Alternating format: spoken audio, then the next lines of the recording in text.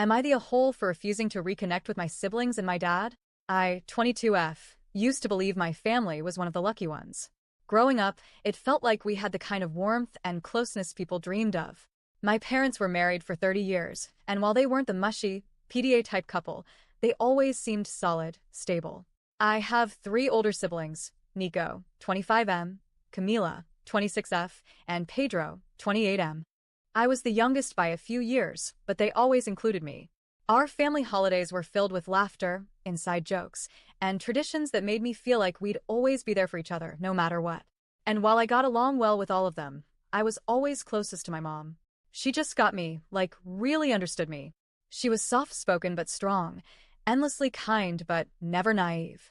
We had that special kind of mother-daughter bond that made me feel safe, heard, and deeply loved. She's honestly my favorite person in the world.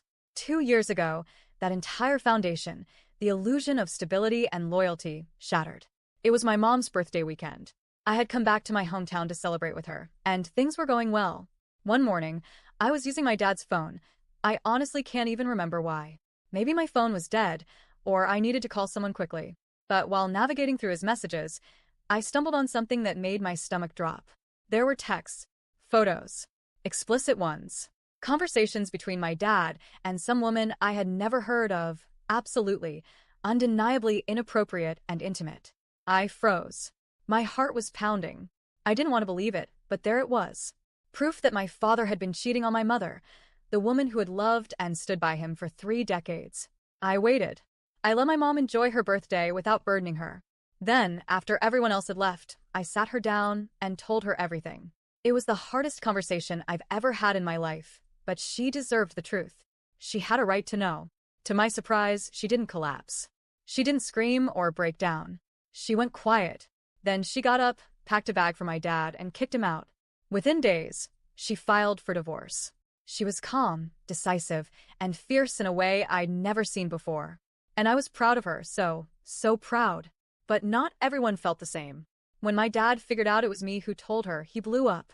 He actually blamed me. Told me I'd ruined the family. That I had destroyed everything. I remember shaking in rage, telling him that he destroyed everything, that he was the one who blew up 30 years of trust because he couldn't keep it in his pants. I told him if he thought I would let my mom live her life being lied to and disrespected, he was delusional. But what really broke me was when my siblings turned on me too. Nico, Camila, and Pedro all sided with him.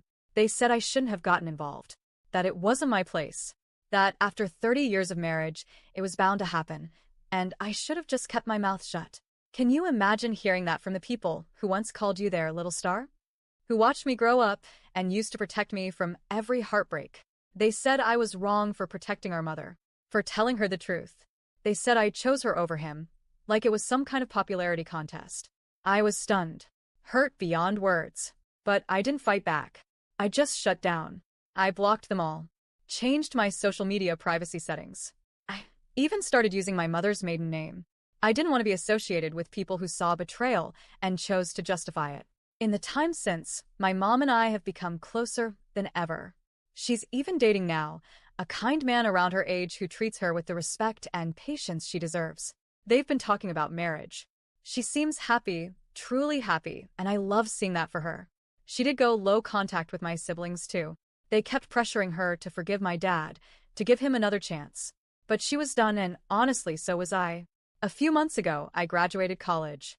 It was one of the proudest moments of my life. I didn't invite my siblings or my father. I didn't even tell them. Only my boyfriend, my friends, and my mother were there. We had a small celebration, and for once, it felt peaceful. But then, of course, someone posted a photo. And just like that, my siblings decided to reach out, through our mom. I agreed to meet with them because a small part of me still hoped for resolution. They sat down, gave what felt like a rehearsed apology, and told me they were sorry for being angry. But what stung was when they said they were angry because I chose our mom over our dad. Again, they still didn't get it. I told them, this was never about choosing sides. This was about doing what was right. Dad cheated. I told the truth. That's it. But they pushed back. Said I destroyed the family. Said I could have handled it differently. I told them they were cowards. That they destroyed the family, not me. That he betrayed our mom, and they betrayed me by siding with him and trying to guilt her into forgiveness. I told them I would consider reconnecting only when they gave a sincere apology to both me and my mother. Not for the cheating, that wasn't their fault, but for how they treated us afterward. For their silence. For their blame. For their gaslighting. But they weren't ready. Not even close. So, I told them until that day comes, they should continue pretending I don't exist. As for my dad, I haven't spoken to him once since the day I blocked him.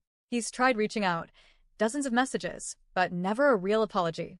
Just excuses. Justifications. And always some variation of, "You don't understand. You ruined the family." But I do understand. I understand all of it. What I don't understand is how a grown man can cheat, lie, deflect blame, verbally abuse his daughter, and still think he deserves forgiveness, without any accountability. I believe in second chances. I really do. I believe people can change. But only if they want to. Only if they take responsibility.